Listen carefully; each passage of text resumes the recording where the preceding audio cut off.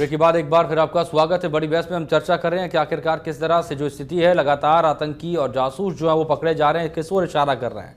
क्या ही इनका इशारा इस ओर है कि दरअसल खुफिया तंत्र को और ज्यादा मजबूत करने की जरूरत आन पड़ी है। सवाल देश के अंदर पूछने का है कि आखिरकार इस तरह की स्थिति क्यों है। चर्चा एक बार फिर से शुरू करेंगे। हमारे साथ बेहद खास पैनल मौजूद है और ब्रेक पर जाने से पहले हमने जिस तरह से चर्चा की थी खुफिया तंत्र को लेकर, प्रताप जी के पास चलेंगे। प्रताप जी, ब्रेक पर जाने से पहले हमारा सवाल यही था और हम चर्चा भी यही कर रहे थे। इस बार जो भी आतंकी या जासूस पकड़े जा रहे हैं, एक बात तो साफ हो रही है कि दरअसल ये जो खुफिया तंत्र है ये आज कमजोर नहीं हो गया या फिर आज मजबूत नहीं हो गया। सालों से लगातार इस तरह की प्रक्रिया चल रही है, क्योंकि जो भी जासूस पकड़े जा रहे हैं वो इस ओर इशारा कर रहे हैं कि ना जाने कब से, सालों से जानकारी, महत्वपूर्ण जानकारी देश के उस पार पहुंचाई जा रही थी। पकड़े तो याद जा रहे हैं। हाँ बिल्कुल अजितेश, राजस्थान के परिप्रेक्ष्य में इन जासूसों का पकड़ा जाना और ज़्यादा महत्वपूर्ण है, क्योंकि लगभग 1050 किलोमीटर की सीमा हमारी पाकिस्तान से लगती है। हाँ। और राजस्थान में थल सेना की 2 कमान का हेडक्वार्टर है, वायुसेना का बहुत बड़ा अड्डा है। और इन सब के चलते, क्योंकि ज़्यादातर जासूसों का जो सेंटर है जी, वो ये सैन्य अड्डे हैं जिनकी खुफिया जो जानकारियाँ हैं वो पाकिस्तान को भेजी जाती हैं। अजितेश, इसमें सबसे बड़ी बात यह है कि आखिर में ये जासूसी करते हैं तो पकड़े कैसे जाते हैं। तो ये इसका निश्चित तौर पे लोकल एडमिनिस्ट्रेशन, प्रशासन और पुलिस से वास्ता है। यदि लोकल पुलिस प्रशासन में मुखबिरों का तंत्र जो है, जिसे कहते हैं कि जो सीआईडी का जो तंत्र है वो अगर काफी अच्छा होता है, मजबूत होता है, तो इस तरह के जासूस उस प्रदेश में अपनी कार्रवाई नहीं कर पाते, वो नहीं ठहर पाते। और लेकिन मैं जहां तक जानता हूं, पिछले 1 दशक में राजस्थान में मुखबिरी तंत्र बिल्कुल टूट गया है। और मुखबिरी तंत्र जो पुलिस के साथ मिलकर काम करता था वो नष्ट भ्रष्ट हो चुका है। इसके कारण बड़ी समस्या आई है कि जासूस अपनी कार्रवाई को खुलेआम अंजाम दे रहे हैं। नहीं तो जासूस मुखबिरों के रहते हुए इस तरह से लंबे समय नहीं टिक पाते थे और नहीं काम कर पाते थे। ये एक बहुत अच्छी बात है कि वापस जासूसों का पकड़ना शुरू हुआ है और यहाँ जो जासूसों के जो पैर जम चुके हैं उनको उखाड़ने की शुरुआत हुई है। मेरा मानना है कि पुलिस तंत्र को इसमें बहुत ही और सक्रिय होकर अपने मुखबिरी जाल को और फैलाना चाहिए, जिससे पाकिस्तान के साथ सटी हुई अंतर्राष्ट्रीय सीमा जो है ज्यादा सुरक्षित हो सके।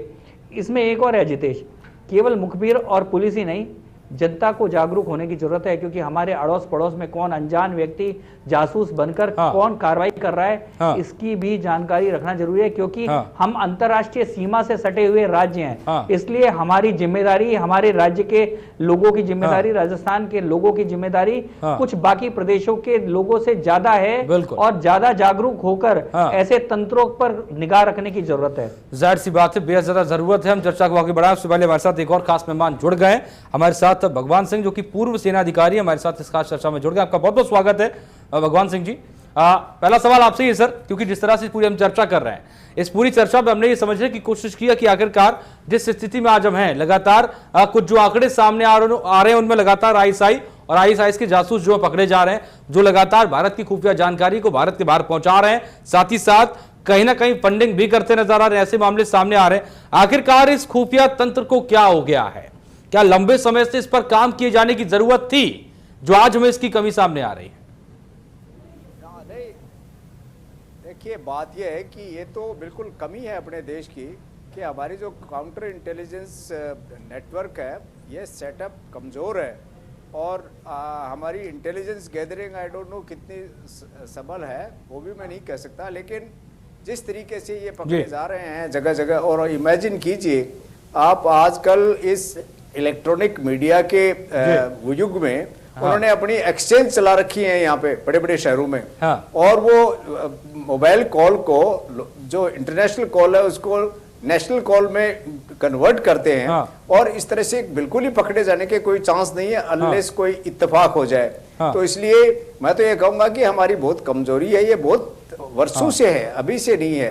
तो इसलिए देखिए, इंटेलिजेंस गैदरिंग और काउंटर इंटेलिजेंस नेटवर्क एक किसी भी देश की माइट की, मिलिट्री माइट का एक अहम कंपोनेंट है।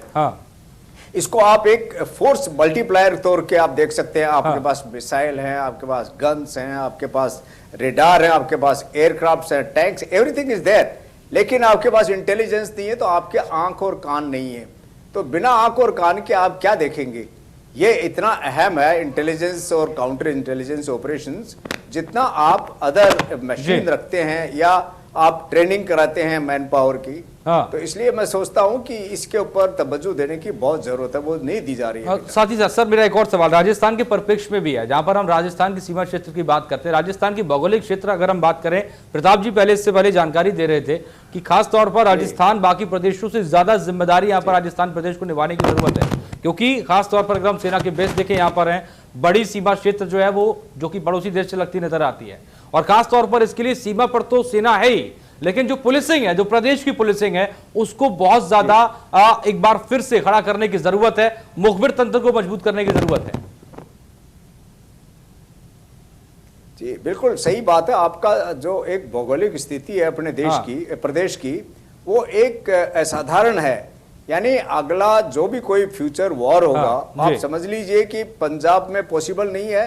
कंस्ट्रक्शन, कैनाल्स और बिल्डअप एरिया और बिल्कुल पॉसिबल नहीं है मैकेनाइज्ड फॉर्मेशंस का। लेकिन अपने देश में, डेजर्ट में, अपने प्रदेश में ये बिल्कुल संभव है, हमारे सामने भी और अपने देश में भी। इसलिए दुश्मन की नजर हमेशा हमारे प्रदेश पे ज्यादा रहेगी बनिस्बत दूसरे देशों के, प्रदेशों के। तो इसलिए दूसरा, अपनी बॉर्डर है वो पोरस है। यानी अपने गृह मंत्री साहब बोल दिए कि ये बॉर्डर सील कर देंगे हम, लेकिन कैसे सील करेंगे वो तरीका नहीं बताया उन्होंने। क्योंकि सील करना नामुमकिन सा लग रहा है, क्योंकि अनलेस कोई इलेक्ट्रॉनिक मीन्स हो हमारे पास।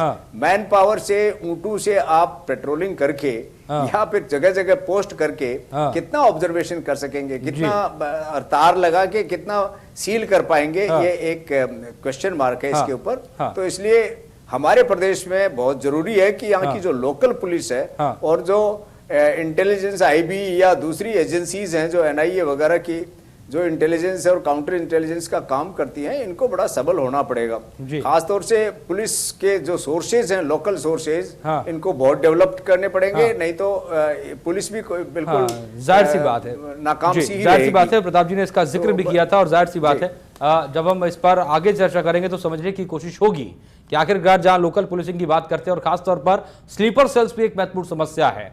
खासतौर पर पिछले मामले में जो लोग पकड़े जा रहे हैं, कोई बीएसएनएल का पूर्व कर्मचारी है, कोई पूर्व सेना में रह चुका है, आखिरकार ये कौन लोग हैं और आखिरकार क्यों इस तरह के लोग जो है वो पनप रहे हैं। छोटे से ब्रेक के बाद चर्चा एक बार फिर से शुरू करेंगे।